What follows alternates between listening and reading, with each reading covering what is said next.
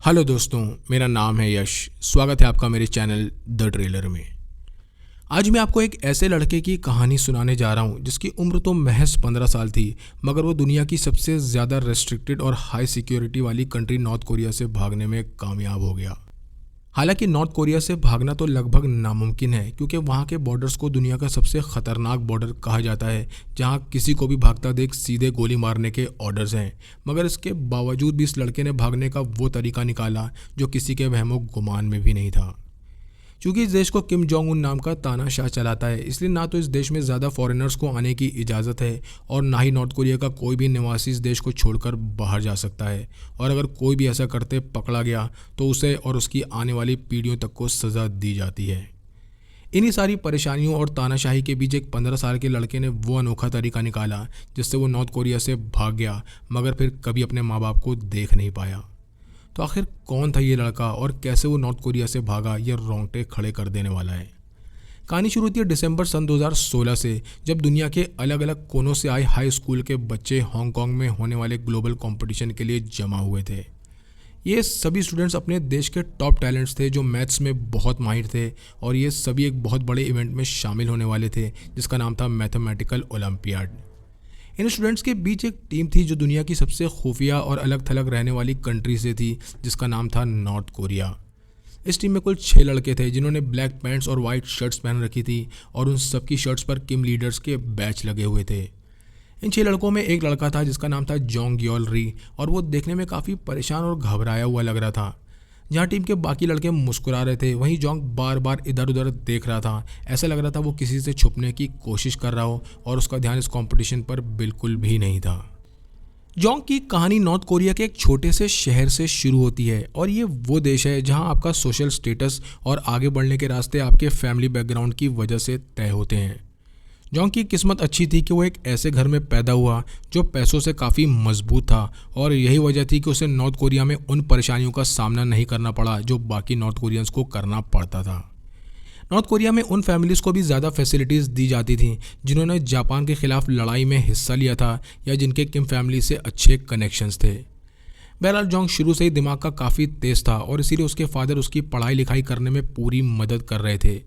जहाँ गरीब फैमिली के बच्चों को मजदूरी और मिलिट्री ट्रेनिंग में डाल दिया जाता था, वहीं जोंग को ये मौका मिला था कि वो अपनी पढ़ाई पर फोकस कर सके, खास करके मैथमेटिक्स में। अपने शुरुआती दिनों से ही जोंग नंबर्स में बहुत माहिर था, और उसके फादर रोज़ उसे टेबल्स और मल्टीप्लिकेशंस की प्रैक्टिस करवाते थे। बहरहाल उसके फादर की ये मेहनत रंग लाई, और महज 12 साल की उम्र में ही जोंग ने नेशनल मैथमेटिक्स कंपटीशन में मेडल हासिल कर लिया, जिसमें उसने अपनी उम्र से कई बड़े स्टूडेंट्स को हरा दिया, और अपनी इस जीत की वजह से वो नॉर्थ कोरिया के टॉप एजुकेशनल रिप्रेजेंटेटिव्स की नज़र में आ गया। चूँकि नॉर्थ कोरिया का एजुकेशन सिस्टम बहुत स्ट्रिक्ट है, क्योंकि वो बच्चों को स्कूल में पढ़ाई के साथ साथ देश और किम फैमिली के लिए वफादारी भी सिखाते हैं, और यही वजह है कि वहाँ के स्कूलों में भी नॉर्थ कोरियन लीडर्स की फ़ोटोज़ लगी होती हैं और उनके बारे में पढ़ाया भी जाता है। बहरहाल नंबर्स में महारत हासिल होने की वजह से जोंग को मैथमेटिक्स में एजुकेशन हासिल करने का वो मौका मिला जो नॉर्थ कोरिया में महज कुछ ही खास स्टूडेंट्स को मिलता है। नॉर्थ कोरिया में इंटरनेट और लैपटॉप वो चीज़ें हैं जिसे हर कोई इस्तेमाल नहीं कर सकता, मगर जोंग के टैलेंट की वजह से उसे एक लैपटॉप दिया गया था जिसमें मैथ्स के प्रोग्राम इंस्टॉल थे, ताकि उसे अपनी पढ़ाई पर मदद मिल सके। इंटरनेट और बिजली की कमी होने के बावजूद भी जोंग अपने लैपटॉप को चार्ज रखता, और इसके लिए उसने अपने घर की छत पर ही एक छोटा सा सोलर पैनल बना लिया था।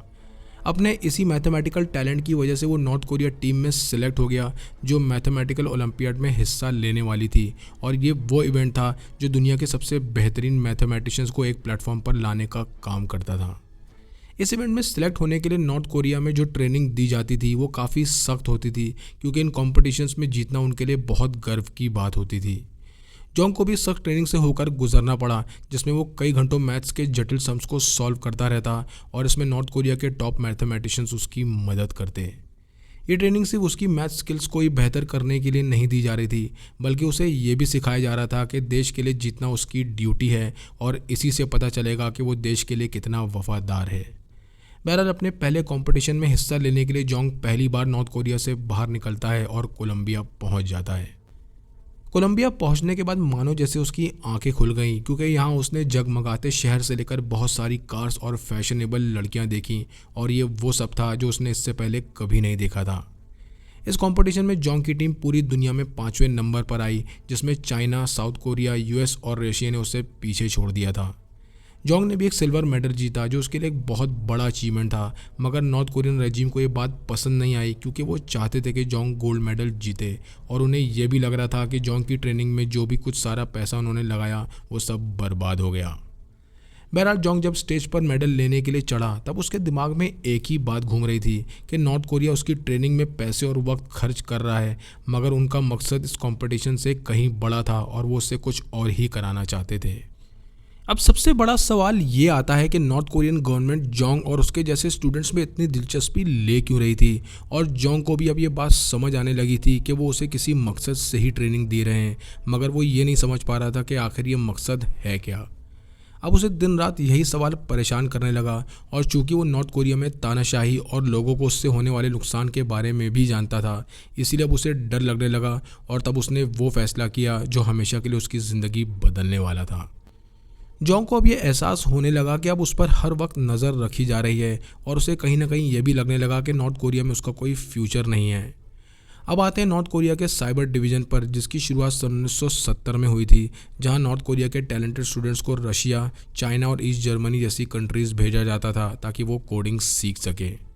पहले तो इस कोडिंग लैंग्वेज का इस्तेमाल फैक्ट्रीज़ और बिजनेस को चलाने के लिए किया जाता था, मगर 80 और 90 के दशक में किम जोंग इल को ये लगने लगा कि इन्हीं स्टूडेंट्स का इस्तेमाल करके उसे एक हैकर्स की टीम बनानी चाहिए जिसे मिलिट्री के लिए इस्तेमाल किया जाए। इस हैकिंग टीम का ये काम था कि वो नॉर्थ कोरिया के लिए जासूसी करें, और इसीलिए 90 के दशक के शुरुआती दौर में कोरिया कंप्यूटर लैब सेटअप की गई, जहां से वो अपनी साइबर एक्टिविटीज़ को अंजाम देने लगे। कोरिया कंप्यूटर लैब की मदद से किम जोंग इल कोरिया की टेक्नोलॉजी को बढ़ावा देना चाहता था, और इसीलिए वो इस लैब में खुद के सॉफ्टवेयर और हार्डवेयर बनाने लगे, मगर कुछ ही वक्त बाद ये लैब हैकिंग और साइबर वॉर के लिए इस्तेमाल की जाने लगी। अब धीरे धीरे यहाँ पर नॉर्थ कोरिया के टॉप टैलेंटेड स्टूडेंट्स को भी हैकिंग और साइबर वॉर की ट्रेनिंग दी जाने लगी और उन्हें एक साइबर सोल्जर के तौर पर तैयार किया जाने लगा।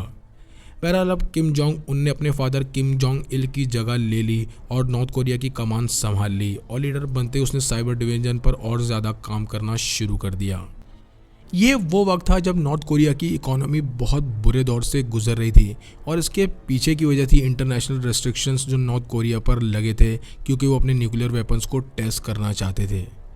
इन्हीं रेस्ट्रिक्शंस की वजह से नॉर्थ कोरिया ना तो किसी और कंट्री से बिजनेस कर सकता था और ना ही उसे किसी और कंट्री से लोन मिल सकता था, और इसी वजह से नॉर्थ कोरिया ने साइबर क्राइम का रास्ता चुना ताकि वो दूसरे रास्तों से पैसे कमा सकें। इन साइबर क्राइम ऑपरेशंस को चलाने में खर्च बहुत कम आता था, और इन्हीं की मदद से वो दूसरी कंट्रीज़ के बैंक्स, क्रिप्टो करेंसी एक्सचेंज और बिजनेसेस को हैक करते थे। इसी के चलते नॉर्थ कोरिया ने कई बड़े बड़े हाई प्रोफाइल साइबर अटैक्स को अंजाम दिया, जिसमें उन्होंने सोनी पिक्चर्स को सन 2014 में और बांग्लादेशी बैंक को सन 2016 में हैक कर लिया। अपनी इसी हैकिंग और अलग अलग साइबर अटैक्स की वजह से वो पैसे कमाने लगे, जिससे वो खुद को फंड कर पा रहे थे, और ये सब तब हो रहा था जब उन पर इंटरनेशनल रेस्ट्रिक्शंस लगे हुए थे। नॉर्थ कोरिया के लिए जो ग्रुप इन हैकिंग्स को अंजाम दे रहा था उसका नाम था लाजरस ग्रुप, और ये बहुत मशहूर हैकिंग ग्रुप था जो नॉर्थ कोरिया की फंडिंग से चल रहा था। ये ग्रुप अपने अंडर स्टूडेंट्स को ट्रेनिंग देता था और फिर उन्हें हैकिंग के लिए इस्तेमाल करता था, और उनकी सबसे बड़ी ताकत थी इंटरनेट। ये कोई मामूली हैकिंग ग्रुप नहीं था, क्योंकि इसका नाम दुनिया के कई बड़े साइबर अटैक्स से जुड़ा हुआ था, और इनकी हैकिंग टेक्निक्स भी इतनी एडवांस थी जिसकी वजह से दुनिया की कई बड़ी कंपनीज को कई मिलियन डॉलर्स का नुकसान उठाना पड़ा।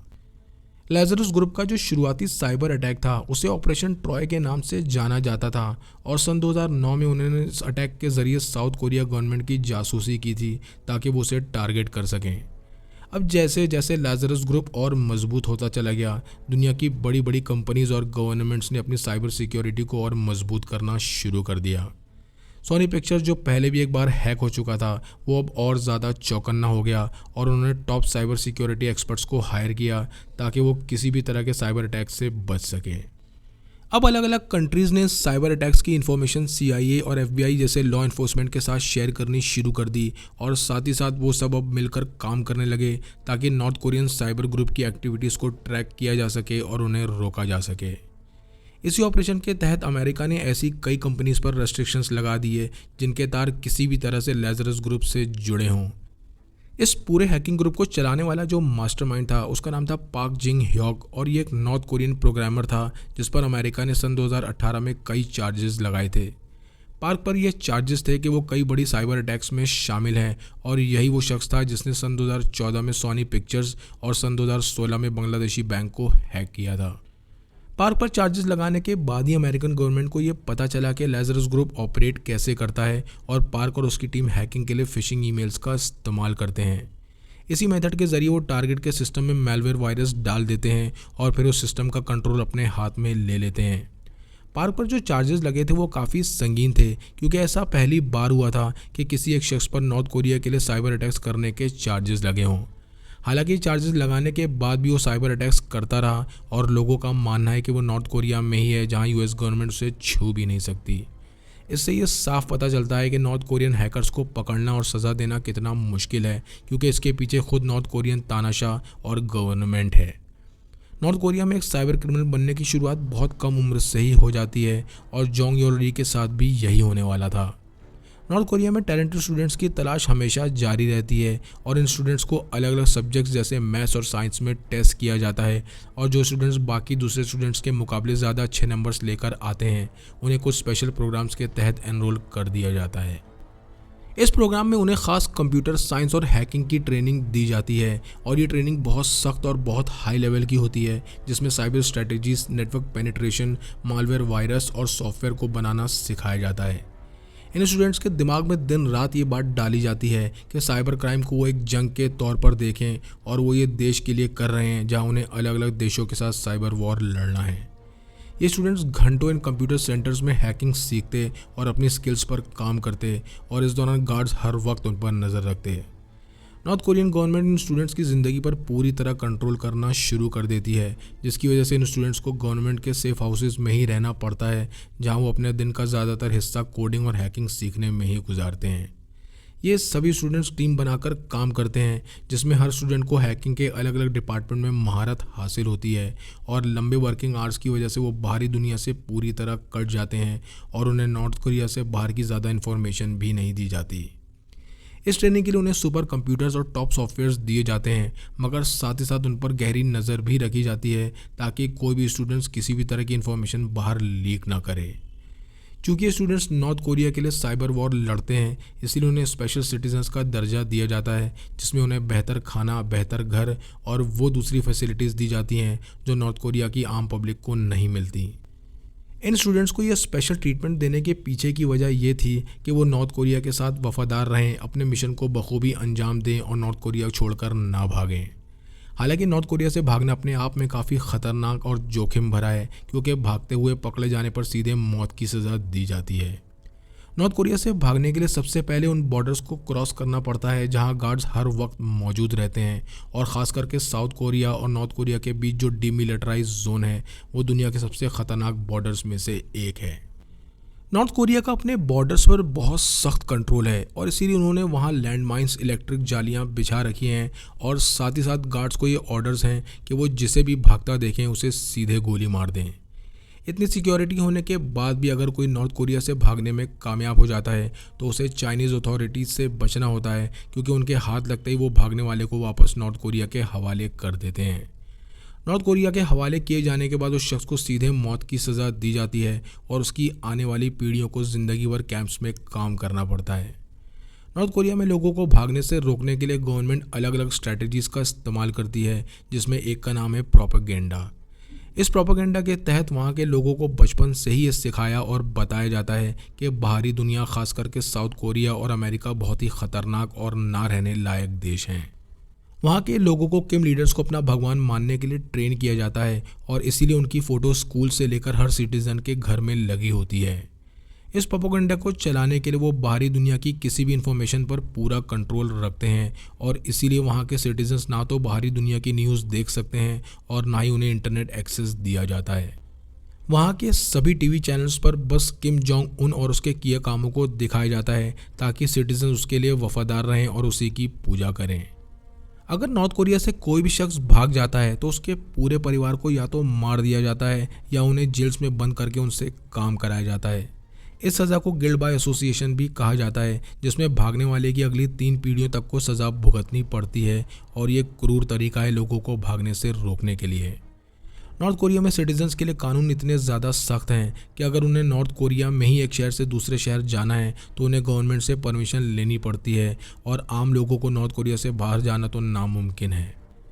नॉर्थ कोरियंस को खाना और नौकरियां कितनी और किस हिसाब से मिलेंगी ये भी गवर्नमेंट ही तय करती है, ताकि सिटीजन्स अपनी बेसिक नीड्स के लिए पूरी तरह गवर्नमेंट पर डिपेंडेंट रहें। पूरे नॉर्थ कोरिया में हर तरफ सीसीटीवी कैमरास का जाल बिछा हुआ है और साथ ही साथ खुफिया पुलिस और खबरी हर वक्त वहाँ के लोगों पर नज़र रखते हैं और अगर कोई शख्स गवर्नमेंट को किसी तरह की खबर देता है तो उसे इनाम भी दिया जाता है। देश छोड़कर भागने वाले शख्स को सबके सामने मार दिया जाता है ताकि सबको ये पता चल सके कि उनके साथ क्या हो सकता है, मगर इतनी सख्ती और सिक्योरिटी होने के बावजूद भी कुछ नॉर्थ कोरियंस हर साल वहाँ से भागने में कामयाब हो जाते हैं। बहरहाल अपने पहले सन 2015 के मैथमेटिकल ओलंपियाड से वापस आने के बाद जोंग को एक झटका लगा जब उसके एक दोस्त ने उसे बताया कि गवर्नमेंट के कुछ सीक्रेट एजेंट्स उसकी फैमिली और उसके फ्रेंड्स से पूछताछ कर रहे थे। ये पता चलते ही जोंग को फ़ौरन ये समझ आ गया कि आगे क्या होने वाला है और वो ये समझ चुका था कि कोरियन गवर्नमेंट उसके टैलेंट का फ़ायदा उठाकर उसे एक हैकर की जॉब देने वाली है। इस बात से वो बहुत घबरा गया क्योंकि अब उसे हर वक्त गार्ड्स और मिलिट्री की नज़रों के सामने रहकर काम करना होगा, जिसका साफ मतलब था कि अब वो बाहरी दुनिया से पूरी तरह कट जाएगा और उसकी आज़ादी भी ख़त्म हो जाएगी। जोंग ये भी जानता था कि अगर उसे साइबर वॉर में शामिल होने के लिए कहा गया तो वो मना भी नहीं कर सकता क्योंकि ऐसा करने पर उसे मार दिया जाएगा। इसी दौरान जोंग के दिमाग में एक ख्याल आया जिसकी वजह से वो हमेशा के लिए नॉर्थ कोरिया से भाग सकता था और वो ख्याल ये था कि वो सिर्फ मैथमेटिकल ओलंपियाड खेलने के लिए नॉर्थ कोरिया से बाहर जा सकता है। क्योंकि ये कंपटीशन हर साल में एक बार होता है और जोंग 18 साल का होने से पहले एक आखिरी बार इस कंपटीशन में हिस्सा ले सकता था और उसके बाद उसे साइबर वॉर के लिए अपॉइंट कर लिया जाता।